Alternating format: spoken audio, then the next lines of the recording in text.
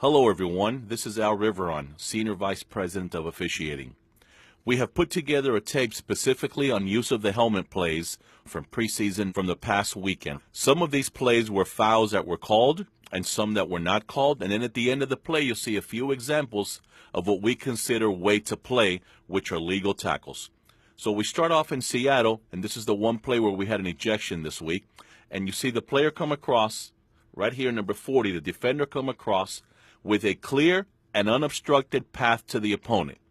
And then the player chooses to lower his head and initiate contact to their opponent, and there's your contact. So this player got flagged and ejected. Additionally, this is also a foul for unnecessary roughness on a defenseless player, because the player has not had the opportunity to defend himself yet, and he is contacted to the neck or head area. So again, there are two fouls on this play. Use of the helmet foul, 15-yard penalty, and he was ejected because, again, he had a clear and unobstructed path to the opponent, and he lowered his head to initiate contact. On this play, we're watching number 51, the defender, as he comes across. He lowers his head right here. He makes contact. That is a foul. That is a foul for use of the helmet. Lower your head and initiate contact to an opponent. That is a foul which was correctly called. On this play, we're watching the defender right here. As he comes up, show it to you at regular speed. He contacts the ball carrier and tackles him. Now, when we slow it down, we can see he does lower his head. And again, this is the body posture that we're trying to eliminate. However, when he comes in, he makes contact with the shoulder. So therefore, this is legal contact. This is not a foul. Watch number 41 come across the field on this play. Just prior to making contact, he lowers his head. Right there, he lowers his head and he initiates contact. That is a foul. Lower your head to initiate contact to an opponent and make contact. That is a foul. And again, it doesn't matter if the contact is the neck or head area.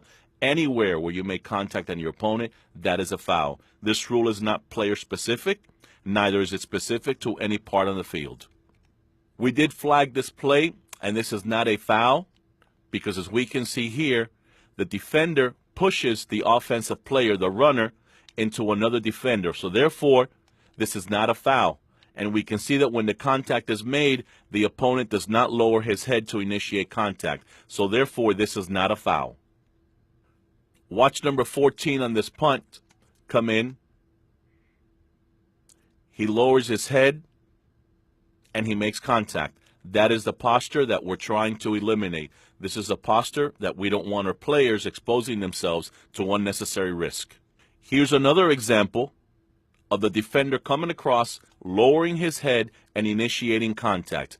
Additionally, in this play, you will see the receiver also go down and lower his head.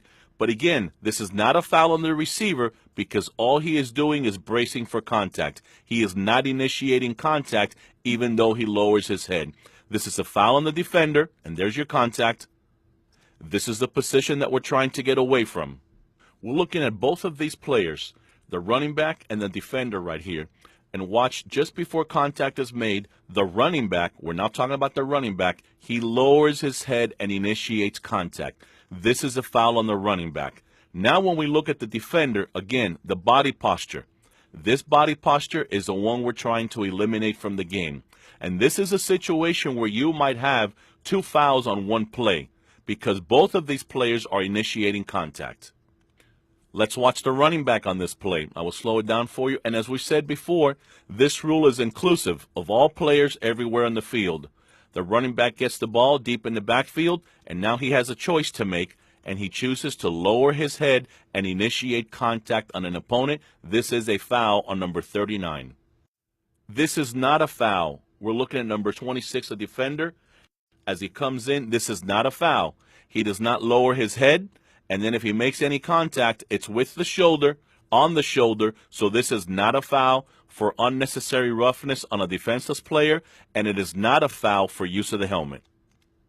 We're looking at number 82 in the backfield, and watch when he goes in motion, and then he comes back, and he blocks an opponent after lowering your head to initiate contact. There's a position we're looking for. There is the contact. This is a foul. This is a foul number 82.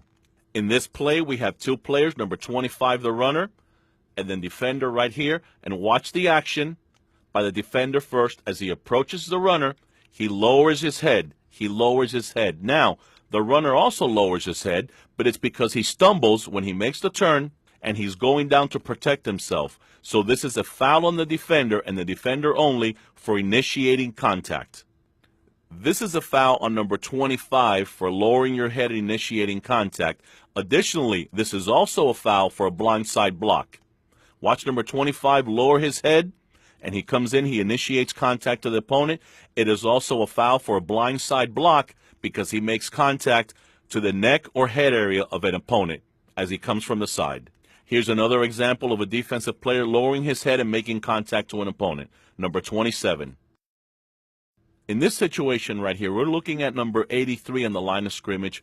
Watch his technique as he lowers his head and he initiates contact to the opponent, and he does make contact. That is illegal. You lower your head and you initiate contact to an opponent, and as we said before, this rule is inclusive of all players everywhere on the field. This is a foul. This is not a foul as a defender turns and makes contact with the shoulder, so therefore this is not a foul for use of the helmet. Not a foul.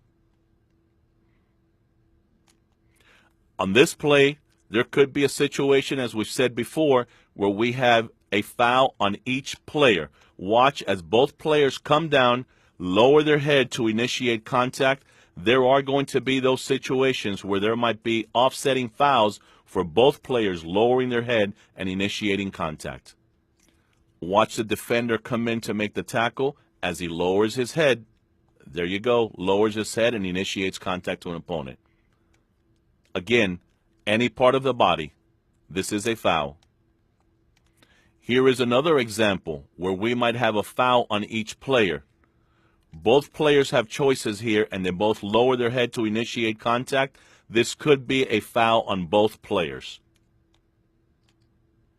Watch number 82 on defense. As he tries to block the back, he lowers his head, and there's your contact. That is a foul. That is a foul. We're looking at this player, number 42. Watch him come down, lowers his head, initiates contact. That is a foul for use of the helmet.